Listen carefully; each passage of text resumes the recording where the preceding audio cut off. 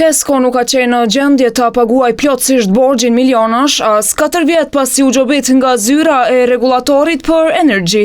Sipas raportit të auditimit të zyrës së regulatorit të energjisë për 2025, Kesko nuk ka paguar mbi 2.1 milion euro nga gjoba që ja kishte shqiptuar ky institucion në vitin 2022.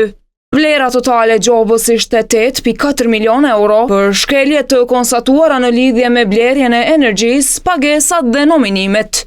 Afati për pagesë ishte parapar për 2 vjet.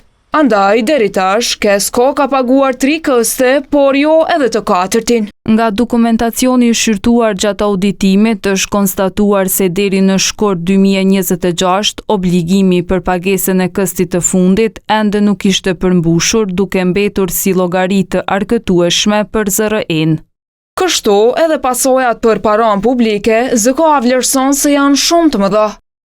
Mos realizimi i plot i pagesës dhe mos ndërmarrja me kohë e veprimeve për arkëtimin e saj rrit rrezikun e mos inkasimit të shumës prej mbi 2.1 milion eurosh dhe mund të ndikojë në humbjen e të hyrave për buxhetin e Kosovës. Auditori ka gjetur gjithashtu se ZRE nuk ka ndërmarrë me kohë veprimet e nevojshme ligjore për arkëtimin e këstit të fundit. Megjithatë, institucioni nuk është pajtuar me këtë gjetje dhe ka kundërshtuar rekomandimin e auditorit. ATV ka kërkuar sqarime nga Kesko për arsyet e mos pagesës, por kompania nuk ka kthyer përgjigje. As nga ZRE nuk dhan detaje. Përveç kësaj çështjeje, raporti evidenton edhe parregullsi të tjera në funksionimin e ZRE-s. Njëra prej tyre lidhet me pagesat për ngrohjen dhe ftohjen e objektit. Sipas auditorit, faturat janë paguar me një çmim fiks mujor prej 1.056 euro pa dokumentacion mbështetës.